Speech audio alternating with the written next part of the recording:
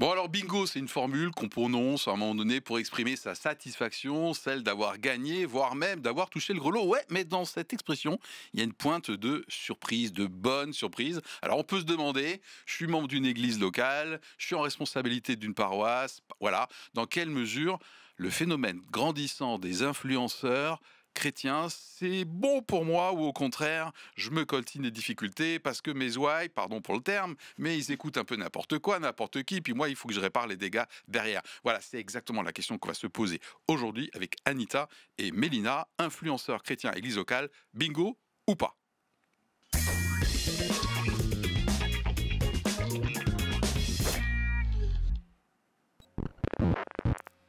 Bon alors Anita et Mélina, cette question du jour, influenceurs chrétiens et église locale lorsque ça se rencontre, est-ce que c'est bingo? Vous connaissez je crois la vérité sur l'élément déclencheur, il me semble que je vous l'avais dit. C'est une Oui. remarque d'un pasteur d'une grande église qui à un moment donné en quelque sorte pesté contre certains propos de certains influenceurs chrétiens, voilà, qui a priori pourraient raconter, je cite, n'importe quoi, et que derrière nous, en église locale, il faut qu'on corrige et il faut qu'on répare les dégâts. Voilà, ça a été l'élément déclencheur donc, de cette émission. Comme ça, vous savez tout. Ah, magnifique. Voilà, yes. Alors justement, on va tout de suite commencer avec un petit tour de table flash, je crois, il me semble. Hein. C'est-à-dire qu'on va commencer à habituer notre audience à déjà se faire une opinion sur la question posée. Est-ce que c'est bingo pour les églises locales d'avoir cette influence des influenceurs chrétiens qui est grandissante? Au contraire, ça fait plus de dégâts que de bien. Voilà, on est là pour discuter de ça. Et donc, on se positionne sur une espèce de Nutri-Score. Ah, ben complètement d'accord, c'est bingo, les influenceurs, c'est top, ça ramène des gens, etc. Ou au contraire, à l'extrême opposé, c'est ce qu'on va défendre comme opinion, eux, parce que, ben non, c'est la cata. Et le pasteur, là, il a vraiment raison, hein, ça fout le bazar. Voilà, ok, yes. Mélina, a priori, ta posture, ta position, ça va être quoi aujourd'hui? Alors moi, je vais me positionner sur un B. Ok. Je suis d'accord, mais avec une petite nuance. D'accord, très bien. On verra si tu évolues après, en fin d'émission. Hein, et pareil, pour vous qui nous regardez, qui nous écoutez, voilà, on a une petite demi-heure pour voir quelle position on va tenir. Anita? Alors, pour arriver au bingo, il faut passer par le bing et un bing bang. Qu'est-ce que c'est? Non mais... ça montre qu'en fait, elle me soumet pas du tout les textes avant. Voilà.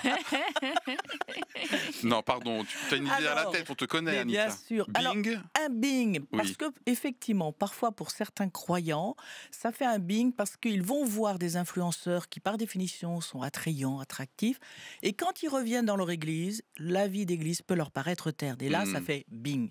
Ah, Mais ça, bing, ok. parfois, nous avons de vrais bing bang, Mhm. parce que quand il y a des gens qui ne connaissent pas Dieu et qui, à travers des influenceurs dont forcément le discours est souvent décomplexé, plus accessible, Mhm. eh bien, ça permet à des gens soit de découvrir Dieu, soit de le redécouvrir. Et dans ce cas-là, église locale et influenceurs, ça fait bingo. Ok, Ah bon, ah. si vous arrivez à suivre, c'est très bien, voilà. Mettez des pouces, s'il vous plaît, ça va vraiment l'encourager. Moi, c'est plutôt bingo. Je me mets pas de lettres pour l'instant, mais je serais plutôt effectivement sur du B, à mon avis. Voilà, je viens de dire je mets pas de lettres et j'en mets une. Bon, bref, assez contradictoire, le mec. Plutôt bingo, parce que je pense que c'est une chance, c'est la position que je vais essayer de défendre pendant cette émission pour l'église locale, sauf évidemment si on enlève l'éventuelle tentation qui peut tous nous toucher, y compris les influenceurs chrétiens, de rechercher sa propre gloire personnel, je pense que c'est humain. Voilà, si j'enlève ça, je pense que c'est ok. Et moi, je suis un petit peu sale gosse. Je trouve que c'est un peu bingo parce que ça aiguillonne un peu, c'est une concurrence pour des pasteurs, ou en tout cas, ou des curés, ceux qui prêchent régulièrement. Ça les force, à mon avis, d'être pertinents, modernes et impactants sur le fond et sur la forme quand ils prennent la parole. Je suis assez sensible à ça. Ah, Voilà. d'accord. Mais Ok. oui, ouais, c'est un Eh peu ben, sale gosse. nous allons voir la J'avais- suite et alors. c'est une vision assez capitaliste de la manière de faire le culte. Oui. Avec la concurrence. de faire Oui, avec- mais je suis assez branché à ce niveau-là. Ouais, c'est vrai. Voilà. Si vous n'aimez pas, vous pouvez aussi le dire dans les commentaires. C'est parti pour fait et contexte. Anita, avant qu'on pose nos arguments pour savoir si c'est vraiment bingo, effectivement, les influenceurs chrétiens par rapport à l'église locale, à la fois les membres et les responsables locaux, il y a quelque chose en termes factuels qu'il faudrait qu'on pose sur la table. Oui, en fait, en termes factuels, commençons par des chiffres. À chaque fois, je viens toujours Oui, avec t'aimes un bien élément t'aimes bien les chiffre ou chiffres. histoire. Ouais. Hein, voilà. D'accord. Eh bien, c'est qu'on a près de 86% des 16 à 64 ans qui vont au moins une fois par semaine sur YouTube. Ma mère, vous savez, de temps en temps, je vous parle de ma mère. Ouais. 90 ans en juin dernier, Ok. elle va régulièrement sur YouTube. Mhm. Et les jeunes passent au minimum 6 à 7 heures sur leur portable. Et les jeunes, la jeunesse... Ça peut durer longtemps. Ça peut durer longtemps. Voilà. Donc, ce qui veut dire que de toute façon, je pense que le monde chrétien doit être sur Internet. Ok, merci Voilà. pour cette mise en perspective et notamment avec la maman de Anita. Big up si vous nous écoutez et regardez. Enfin, c'est le cas. Mélina, un fait contexte important, peut-être. Un fait, c'est ce gala qui a eu lieu en 2023, il me semble. Mhm. Il me semble que c'est le premier gala, en tout cas francophone, des influenceurs chrétiens. Ça m'a un peu fait réfléchir parce que je me dis, il y en a vraiment quand même pas beaucoup qu'on puisse faire un gala en disant juste le dénominateur, c'est que vous soyez chrétien et influenceur. Mais c'est quand même intéressant que ça soit aussi le tout premier qui ait lieu et je serais curieuse de voir si en 2025 il y a plus d'influenceurs qu'on peut considérer vraiment comme qui ont une vraie influence sur les gens en matière de chiffres, en matière de followers, etc. Et aussi me faire réfléchir, mais qu'est-ce que ces gens ont en commun à part d'être chrétiens ? Ok. Alors moi j'ai pris le même, on ne s'est pas concerté, j'ai pris la même actualité. Pour compléter, c'est ce qui est intéressant, c'est pas juste les influenceurs, c'est un peu bizarre. Non, ça a été organisé par le CNEF, Oui, le en Conseil plus, hein. national des évangéliques de France, effectivement en décembre 2023. Et le critère, c'était avoir, je crois, je prends mes notes, entre 40 000 et 2 millions de followers. Voilà, il y avait donc une fourchette, ok. Mais sur quelle plateforme ? Oula. Parce que ça change beaucoup aussi. Ok, en tout cas, le Alors, CNEF... sur un certain nombre de plateformes, voilà. Le CNEF a décidé que, je crois écrit, je ne sais pas si c'était une dizaine, etc. Voilà. Du coup, le directeur de la communication du CNEF, qui est toujours le même d'ailleurs, à la fin de ce gala, effectivement, a écrit « C'est un ministère comme un autre ». C'est une opinion, ok, mais donc je trouve ça intéressant, c'est pas que farfelu. Et puis, un deuxième fait que je voulais poser, c'est pas que des influenceurs, forcément que sur les réseaux. Je prends comme exemple des tours de guérison qui circulent en ce moment, Jérémy Potin et Terry, David Terry. Voilà, par exemple, il y a eu un week-end le 5 et 6 septembre à Tavannes, en Suisse. Et ce qui m'a scotché en termes de fait contexte, j'ai appris qu'un couple que je connais très bien de notre église, ils sont allés en Suisse à ce week-end. C'était quand même de 19h du soir à 19h le lendemain sur 2 jours de guérison. Il faut quand même que ces petits types soient attractifs pour faire un tel déplacement pour un tour de guérison. Voilà. Ça, c'est un fait précis et un témoignage de quelqu'un de l'église. Voilà. Ça te fait... dans ce cas-là, je me dis... parce que je me fais la réflexion, c'est un influenceur, mais ça aurait été juste un pasteur connu, ça aurait été la même chose. Il y a des pasteurs aussi qui font des séminaires de guérison. Quelle frontière on met entre influenceur chrétien et pasteur ? Mais ça, c'est un truc que j'ai envie de développer après, plus tard. Ouais, d'accord. Enfin, moi, jamais de la vie, je serais allé en Suisse pour assister à 2 jours de tour de guérison. Enfin, voilà. Oui, Bref, en même temps, par exemple, c'est une nouvelle façon, une nouvelle version de ce qu'on avait avant, de congrès, séminaires, où on pouvait être aussi des milliers à se déplacer. D'accord, très bien. Une nouvelle approche. C'est une nouvelle approche. Bon, très bien. Je crois qu'il y a un jingle maintenant parce qu'on aborde les questions. Voilà. 3 questions, la première est rapide. Témoignage personnel, tous les 3. Dans quelle mesure on consomme, entre guillemets, du contenu, des messages, des doctrines, des réunions d'influenceurs, donc extérieurs à notre église locale habituelle. Et puis ensuite, on verra bien sûr, puisque la question c'est bingo ou c'est pas bingo, les chances pour l'église locale, dans quelle mesure ces influenceurs, c'est une chance pour l'église locale. Et on terminera en disant dans quelle mesure c'est les risques. En fait, on fera l'inverse, ça sera d'abord les risques et les chances. Mais vous suivez, je suis sûr. Vous suivez, tranquille. Voilà, bon, pour une fois, je vais commencer. Moi, a priori, non, je ne consomme pas de contenu influenceur. Mais ni dans le monde chrétien, ni ailleurs, parce que je suis quelqu'un qui s'auto-détermine beaucoup. Je suis assez insupportable. Et voilà, ma femme, des fois, me dit, de toute façon, toi, on peut rien te dire. Tu ne te laisses jamais dire quoi que ce soit ou influencer. Elle a raison, voilà. Mais parfois, je jette quand même un œil, mais plutôt pour savoir ce qui se fait. Donc, par exemple, suite à la remarque du pasteur, je suis allé écouter un peu Johanna Exbraya, la pasteur Joe. Voilà. Alors, bien sûr, j'ai pas tout écouté, mais ce que j'ai écouté en mode tranquille, chill, dans un canapé, j'ai adoré. Sur le fond et sur la forme. Moi, j'adore sa com. Voilà, ça claque, c'est clair, c'est net. Donc, je regarde les influenceurs pour voir plutôt en mode veille. Voilà. Mélina, toi, tu consommes un peu, beaucoup, pas du tout ? Je consomme beaucoup de contenu en ligne de toute manière, donc aussi beaucoup d'influenceurs, notamment sur YouTube et sur Twitch, Okay. mais aucun chrétien. Ah. Ou Mais là, très le peu. thème, c'est... ok. Mais justement, et quand je Ah oui, c'est tombe, intéressant. Ouais. quand je tombe sur des influenceurs chrétiens, c'est par hasard. D'accord. Et j'ai pas forcément envie de regarder. Parce que justement, en fait, ma question c'est qu'est-ce qu'on pense quand on pense à influenceur chrétien? Est-ce qu'on pense à quelqu'un qui va juste faire des sortes de prêches, mais en suivant des codes de différentes plateformes? Parce qu'en fait, moi, quand je vais en ligne, c'est pour me divertir. Et si j'écoutais un prêche, j'aurais l'impression, c'est comme si je faisais mes devoirs, quoi. C'est bien, ça peut m'aider dans ma vie, mais moi, je veux juste me débrancher. Ok. Mais du coup, je me dis, il n'y a rien que j'adore plus quand, par exemple, je suis un influenceur pour toute autre chose, un gamer, par exemple, qui joue aux jeux vidéo, ou quelqu'un qui fait des recettes de cuisine. Et puis, tout d'un coup, cette personne va sortir un verset biblique avant de commencer. Je me suis dit, c'est un influenceur qui est chrétien. Et du coup, il influence les gens par son contenu. Les gens regardent parce qu'il est divertissant. Mais par sa foi chrétienne, il peut aussi influencer en bien. Ouais. Et ça, pour moi, c'est ce que devrait être un influenceur chrétien. Ah oui, alors du coup, qui attaque pas forcément, attaque au sens, l'angle, c'est pas forcément la prédication ou l'évangélisation. Ça me fait penser à une émission sur MCTV où une personne fait des recettes de cuisine. Oui, et c'est émaillé, c'est peut-être ça là-dessus que tu es tombé, émaillé de versets. Ouais. Ok. Même si ça fait plus télé qu'Internet, je trouve, comme format. Oui, clairement, ça fait plateau télé, MCTV. Mais j'aime beaucoup. Ouais. Okay. Parce que si tu commences direct avec un prêche, en fait, les influenceurs chrétiens finissent par s'adresser qu'à des chrétiens.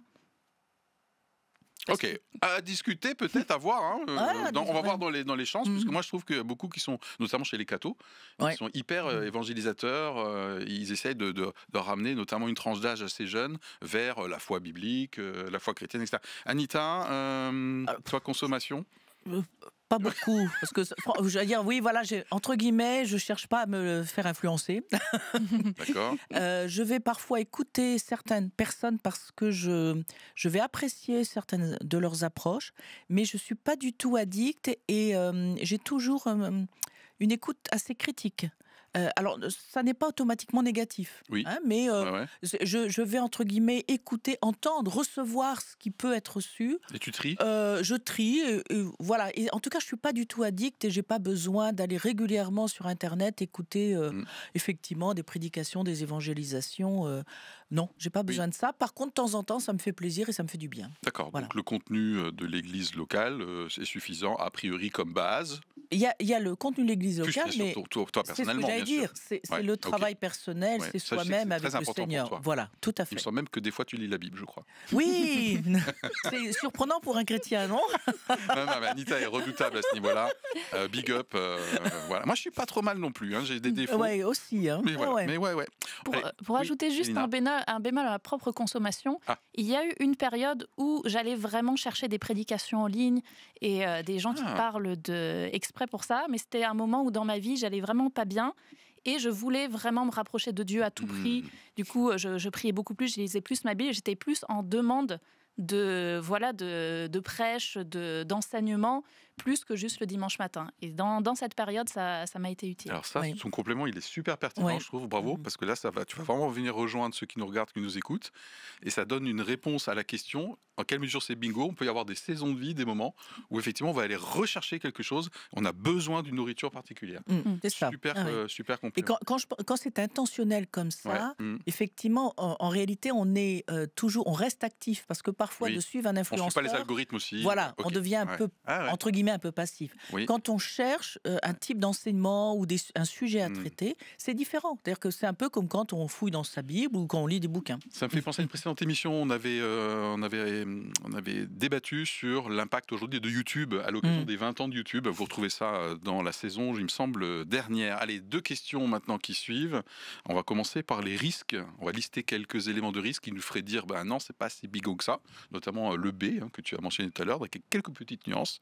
Et puis ensuite, on terminera avec les chances pour l'église locale. Anita, un premier risque peut-être que tu as listé. C'est un risque de comparaison en défaveur de l'église locale. Pourquoi? Parce que quand on suit quelqu'un, c'est qu'il est attrayant, attractif. L'herbe est plus verte. Voilà, il nous plaît. Tout d'un coup, les choses deviennent plus faciles. Il suffit de aller voyer, croyez, votre vie va changer. Et quand on revient dans son église locale, on a toujours le même pasteur, toujours les mêmes chrétiens à droite et à gauche. Oh non. Et ça peut paraître terne. Et mais je dirais c'est presque logique, c'est Ouais. même lié à ça. Quand on suit quelqu'un parce qu'on y a un intérêt, forcément, le pasteur qu'on va voir le dimanche, C'est on un l'a peu comme dans un couple alors. on l'a peut-être pas choisi. La tentation, à un moment donné, ben voilà, j'ai Je- l'impression que je vais enfin, Je ne non, sais c'est si une c'est image comme dans un couple. dangereuse, quoi. Non, ça plaît pas trop. La régie, vous couperez pour une fois, on coupera quelque chose. Voilà. Moi, ça m'a fait penser à ça. Bon, écoute, Mais voilà. en tout cas, ok. Un autre risque, Mélina, peut-être. Ben, il y en a pas mal en fait. Ah. Le truc formidable avec Internet et avec les réseaux sociaux, c'est que n'importe qui peut créer du contenu. Ok. Mais le grand danger, c'est que n'importe qui peut créer du contenu. Vous avez suivi. je suis sûr. En fait, absolument n'importe qui peut avoir un air très respectable et te sortir les pires hérésies. Et si t'es pas bien ancré dans ta foi, tu commences à croire des choses en disant voici ce que les chrétiens croient, alors que pas du tout. Ou alors tu entends constamment des trucs contradictoires et tu sais plus que croire. Et il y a aussi le fait que quand tu es influenceur, c'est un boulot où tu te dois, oui, je reviens sur le côté divertissant. Tu fais des titres aguicheurs pour que les gens cliquent dessus. Tu fais des grimaces sur la miniature pour que les gens cliquent. Ou tu surfes sur des trucs pour avoir des vues. C'est pas du tout le rôle d'un pasteur. Un pasteur ne doit pas te divertir en scène ou, comme une certaine émission a dit, faire un one-man show et trucs comme ça. Un pasteur doit t'enseigner et c'est à toi aussi de savoir recevoir des enseignements et la parole de Dieu sans forcément qu'il y ait la musique qu'il y a avec, les beaux angles de caméra, qu'il y ait une belle lumière ou que la personne s'exprime de telle manière ou telle manière. Oh. D'accord. Un pasteur n'a pas forcément besoin. Mais est-ce que tu ne penses pas quand même qu'un pasteur doit besoin d'être, alors peut-être pas autant que tu l'as dit, mais être quand même attirant, accrocher l'attention. Les gens sont peut-être fatigués, ils sont arrivés avec leurs soucis. L'art de démarrer, par exemple, à une prédication avec une petite punchline, une histoire, du storytelling, ça s'appelle. C'est déjà sûr, too mais much. c'est un aveu de la faiblesse humaine, quoi. Que nous, pauvres êtres humains, si on n'est pas, s'il n'y a pas quelque chose D'accord. qui vient nous rejoindre dans notre émotion, dans notre attention, on est incapable. On a l'habitude de Wow. consommer, en fait. Ouais. Ah, Oui, ouais. Bon, elle défend son morceau, en tout Ouais, cas. non, mais c'est bien Moi, ça, je pensais ouais. que c'est bon, je vais la rétamer, là. Eh ben non. No way, Philippe. Je crois que c'est Aristote même déjà à l'époque qui disait que le meilleur orateur peut faire le meilleur truc. S'il y a une mouche qui vient se poser sur lui, l'auditoire n'écoute plus, il regarde la mouche. Ok, d'accord. Et donc, oui, forcément, c'est un risque de comparer ce qui n'est pas comparable avec des techniques, des outils. Ils ont besoin d'être attractifs, les chers influenceurs. Ça aussi, on va couper. Anita, tu as des risques encore Oui, je dirais d'ailleurs que la Bible nous annonce, puisque en fait, il y a le risque d'aller chercher ce qui nous plaît. Ah, faire Voilà. de la sélection personnelle. Exactement. Et c'est d'ailleurs, c'est Ah, c'est mignon. l'apôtre, non, c'est Paul qui parle à Timothée, un jeune pasteur, et il lui dit, il viendra un temps où les personnes ne supporteront pas la saine doctrine, mais ayant la démangeaison d'entendre des choses agréables, ils se donneront une foule de docteurs selon leurs propres désirs. Voilà. Ok. Quand on cherche un contenu, on va le choisir. Ah, j'aime, je n'aime pas, allez hop, j'arrête, je continue. Quand je vais dans une église, je ne choisis pas mon contenu. Et souvent, les églises, en plus, peuvent avoir un souci d'enseignement pour toutes les générations, pour toutes les maturités de foi. Peuvent parfois avoir des programmes où elles vont répéter des choses parce qu'il y a des nouveaux chrétiens. Et donc, les plus anciens peuvent dire, vont repartir en disant, j'ai rien appris aujourd'hui. Mais la question n'est pas toujours d'apprendre. La question, c'est est-ce que où j'en suis moi par rapport à ce qui a été dit, et est-ce que si je sais aussi bien, qu'est-ce que j'en fais? Est-ce que j'aide les autres avec ce que je sais? Ok, ce qu'on est en train de dire, c'est pas forcément ce qu'Anita vient de dire, à mon avis, si tu es d'accord, que les influenceurs chrétiens, notamment ceux qui sont sur la miniature, disent n'importe quoi ou sont dans des couloirs. C'est simplement la tentation qu'à un moment donné, si je consomme en dehors de l'église locale, c'est forcément de sélectionner des choses qui vont dans mon sens. Quoi. On en parle, d'ailleurs, on en parle souvent dans cette émission en disant qu'il vaut mieux diversifier les sources d'information. Ok. Les influenceurs chrétiens, c'est pareil, c'est-à-dire qu'on va souvent voir le ou la même. Ok, très bien. Moi, je me suis noté que le risque, et c'est un argument que je m'en veux de le donner, si l'Église est une famille, alors en fait, il paraît que c'est pas si c'est une famille, j'ai un peu de mal avec ça, mais bon, voilà. Du coup, ça peut être, je peux avoir une relation exclusive avec les influenceurs et je délaisse l'Église locale qui est censée être ma famille où on vit des choses régulièrement, quoi. Bon, voilà. Ouais, Sinon, je suis dans une logique de consommation, quoi. Le parasocial qui vient remplacer Le parasocial. Oui, le parasocial, c'est quand tu vois tout le temps la même personne en ligne ligne, tu as l'impression d'être son ami, alors que cette personne-là ne te connaît pas. Ouais. Et ça peut venir remplacer la vraie communion fraternelle. Ouais, super, très bien résumé. Voilà. Je suis également noté qu'il peut y avoir éventuellement effectivement des déséquilibres doctrinaux, l'évangile de la prospérité, ou voilà, donc à un moment donné, même si l'influenceur est bien carré, ça peut exister aussi. Donc ça peut être un risque. Voilà. Il y a aussi un risque d'obésité spirituelle. Certaines personnes, entre guillemets, se gavent de vidéos, de prédications, etc. Et après, qu'est-ce qu'on en fait? Parce que la mise en pratique, tu veux dire? Oui, c'est ça. Parce que la question, c'est pas tant de savoir et d'écouter beaucoup, c'est comment je me laisse interpeller, en quoi j'entends le conseil de Dieu et qu'est-ce que j'en fais dans ma propre vie. Donc on peut passer des heures devant des vidéos. Sur le moment, on a l'impression que tout va bien, mais en réalité, ça fait penser à l'apôtre Jacques qui disait tu es comme devant un miroir, tu vois la parole, elle te dit qui tu es, mais tu t'en vas et tu oublies complètement ce que tu as vu et tu ne mets pas en pratique. Donc là, il y a ce que j'appelle un risque d'obésité spirituelle. Ok, très bien. Si on a fini sur les risques, on peut peut-être passer aux chances, qui peut-être vont militer pour un vote du type plutôt complètement d'accord, donc A ou B, avec quelques nuances. Voilà. Moi, je me suis noté un premier argument. C'est que pour beaucoup des influenceurs, notamment ceux qui sont sur la vignette de la vidéo, eh bien, ils sont souvent complémentaires, je trouve, à l'église locale. Notamment chez les cathos, je pense à Sœur Albertine, par exemple, elle a une cible sur les ados. Voilà. Et donc, je crois que ça rajeunit beaucoup les rangs des églises locales, en l'occurrence ici catholiques. Donc, je trouve qu'il y a certains influenceurs ont vraiment une cible complémentaire et ça ramène des gens en église locale. Certains même ont des discours très clairs. Rejoignez votre église locale, impliquez-vous dans l'église locale. Bref, il y a un côté missionnaire, freelance, évangélisateur. On est sur les réseaux, c'est notre terrain.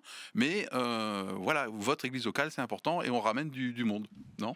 Mélina, à fond, 100%. Moi, franchement, je le dis toujours, j'ai vraiment à cœur. Internet, c'est un champ de mission gigantesque.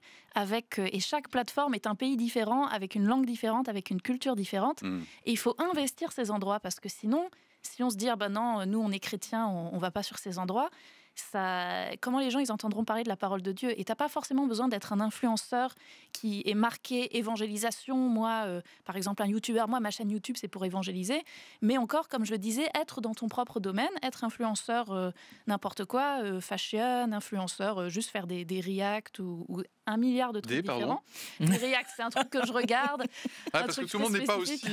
Mélina, elle touche en termes de réseau. Non, je sais pas si c'est très bien vu. C'est quand quelqu'un se filme en train de réagir à un film ou une vidéo. Et ça fait plaisir à regarder parce que tu as l'impression d'être avec quelqu'un qui regarde un film en même temps que toi. Ok. Justement, je consomme beaucoup de ça.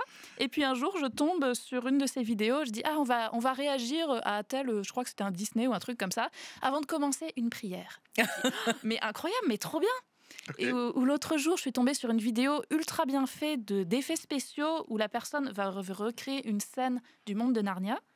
Et au milieu de cette vidéo, elle commence à parler. Alors, que pensait C.S. Lewis de l'auteur de Narnia, voilà, de ce monde imaginaire qui est censé représenter Jésus, qui est censé représenter la vie chrétienne. Et du coup, il y avait tout un enseignement derrière une vidéo qui, à la base, était juste pour l'esthétique, pour les effets spéciaux. Et c'est comme ça, vraiment, qu'on peut, je pense, amener des gens à Dieu qui n'auraient jamais cliqué sur une vidéo avec un prêtre en miniature, par exemple. Oui, en miniature, oui. Non, un prêtre dans la miniature. Oui, voilà. Pas un prêtre en miniature. Ok, non, mais Ça va, Philippe? Tranquille, tu gères, là? T'es au bout de ta life, quasiment. Là. Voilà, quasiment. Voilà. Anita, des chances pour les églises locales? Moi, j'étais dans cette idée aussi, c'est la nouvelle place publique. Parfois, on a des chrétiens qui vont sur les places des villes pour essayer de reproduire ce que Jésus faisait de son temps. Mais à l'époque de Jésus, la place publique, c'était l'endroit où on parlait. Alors, je ne dis pas qu'il ne faut pas parler de Jésus dans les places publiques de France et de Navarre, mais je pense que la vraie place publique actuelle, c'est Internet. Ce sont les réseaux. C'est là où il faut être. C'est le pape François qui parle d'un continent numérique. Oui, tout à fait. C'est ça. Il a raison. Voilà. Et puis, je dirais, c'est là où tout à l'heure je disais, il y a un Big Bang. Oui, parce qu'il y a des personnes qui découvrent ou redécouvrent Dieu qui ne mettraient pas les pieds dans une église et qui, au détour, alors ça peut être un enchaînement comme Mélina vient d'en parler, peut-être c'est un gamer, il fait une remarque, ah tiens, et puis le lendemain je vais aller cliquer sur d'autres choses. Ok. Mais on voit dans nos églises des gens qui viennent et qui ont commencé à découvrir Dieu à travers Internet. Alors, il y a d'autres besoins, mais n'empêche que là, on a un bing bang. Et c'est bingo pour l'église dans ce cas-là. Ok, d'autres chances pour l'Église. Moi, je me suis dit encore un ou deux arguments. Mélina? Il y a aussi le fait que... ce que voulais-je dire? Je dis tes arguments. C'est pour moi, ok, d'accord. Moi, je trouve que c'est un terrain aussi où on innove dans les codes. Tu disais, il y a des codes propres aux différentes plateformes. D'ailleurs, j'ai bien aimé l'image continent avec chaque pays. Chaque pays avec sa propre langue, sa propre culture. Ok, il y a des codes. Donc, par exemple, le Padre Guilherme au JMJ, donc les grands événements catholiques, il a eu l'idée pour son église locale pour gagner un petit peu d'argent, qui était en déficit, d'ouvrir un bar karaoké tenu par des paroissiens. Ça peut sembler surprendre. Voilà, mais moi je trouve que c'est un continent numérique qui amène de l'innovation. Et puis j'aime bien aussi le côté, j'aime bien, oui, c'est une opinion personnelle et c'est un argument en faveur du bingo. Il y a un côté décomplexé. Je prends juste le frère Adrien qui parle du sexe avant le mariage. Ouais. Ils osent tous et j'adore, moi, ok, voilà. Et lui, il dit que la chasteté, c'est du féminisme appliqué, voilà, et que le sexe avant le mariage, c'est une résurgence du patriarcat. Et boum! Ah ouais? Voilà. Ouais, non, mais c'est Faut que extraordinaire. j'aille voir cette vidéo, ça Ah ouais, non, m'intéresse. c'est extraordinaire Je ça. suis Ouais, ouais. Alors, on est d'accord ou pas? C'est juste, il y a un côté à un moment donné décomplexé, ça lance des punchlines, c'est très moderne, c'est hyper carré, quoi. Hein. Enfin, on peut pas dire qu'il n'a pas donné son opinion. Voilà, ça fait partie pour moi des choses qui sont bingo à un moment donné pour l'église locale. Voilà. Je pense qu'en fait, on a bien, on l'a déjà dit, on bénéficie de ministères complémentaires, c'est-à-dire de manières de servir Dieu différentes. Le rôle de l'Église n'est peut-être pas d'être aussi attractive, entre guillemets, mais l'Église est attractive à travers ses influenceurs, parce que l'Église, c'est quoi? C'est pas simplement un lieu, c'est chacun d'entre nous. Donc, un influenceur chrétien, c'est l'Église c'est l'avant-poste de l'Église en réalité. Ah, l'avant-poste.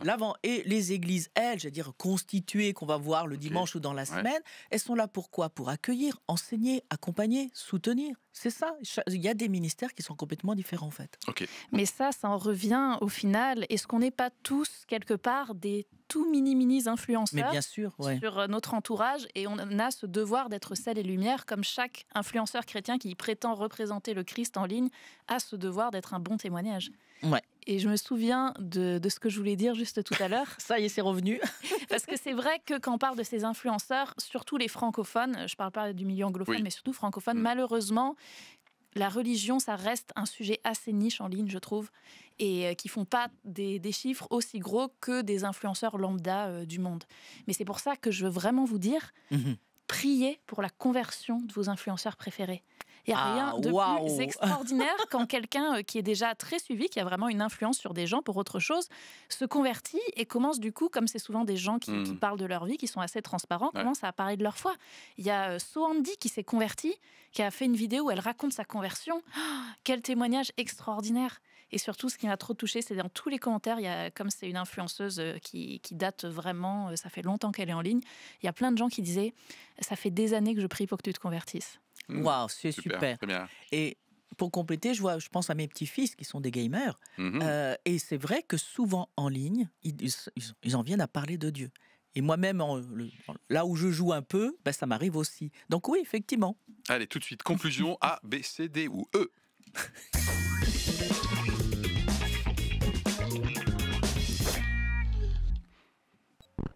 Anita, en position finale, les influenceurs chrétiens, évangéliques entre autres, c'est une chance pour l'église locale, un peu, beaucoup, passionnément, la folie, pas du tout. Alors, j'étais partie sur un C. Ah oui, tu l'avais pas dit. Ouais, j'avais pas dit. Eh bien, je vais finir sur un B. Ok, d'accord, très bien. Voilà. Merci Anita, intéressant. Mélina, tu étais partie sur un B après. Je vais faire exactement l'inverse de toi. Je vais aller à un C, je pense, mais en vrai, il est pas loin du B parce que... Oui, techniquement, c'est son voisin. Au final, ma réflexion, c'est que j'avais mis un B parce que je veux vraiment, justement, encourager, pousser les gens à aller sur Internet et qu'il ne faut pas en avoir peur. Mais je reste sur un C parce qu'en fait, c'est quelque chose d'assez neutre. Tu peux autant en faire un super bien, vraiment tout le bien du monde, et autant faire des erreurs absolument terribles Donc tout dépend de ce que tu en fais. Ok. Exactement. Eh bien, écoutez, ça, c'est exactement ma position finale qui était un peu plus favorable en début d'émission, mais grâce notamment aux arguments, eh bien, moi aussi, je suis sur un C. Et maintenant, c'est à vous de jouer, vous qui nous regardez, qui nous écoutez. Voilà, dans quelle mesure vous êtes plutôt d'accord, dans quelle mesure c'est une chance que vous soyez membre d'une église locale, plus ou moins fidèle, où vous allez consommer des messages à l'extérieur, ou que vous soyez en responsabilité d'église ou de paroisse. Voilà, dans quelle mesure vous faites partie de l'église aussi universelle et vous considérez que les influenceurs font partie de cette église universelle. Voilà. Allez, c'est parti pour vos votes. Et merci Mélina, merci Anita. Et à très bientôt. Bye. Ciao.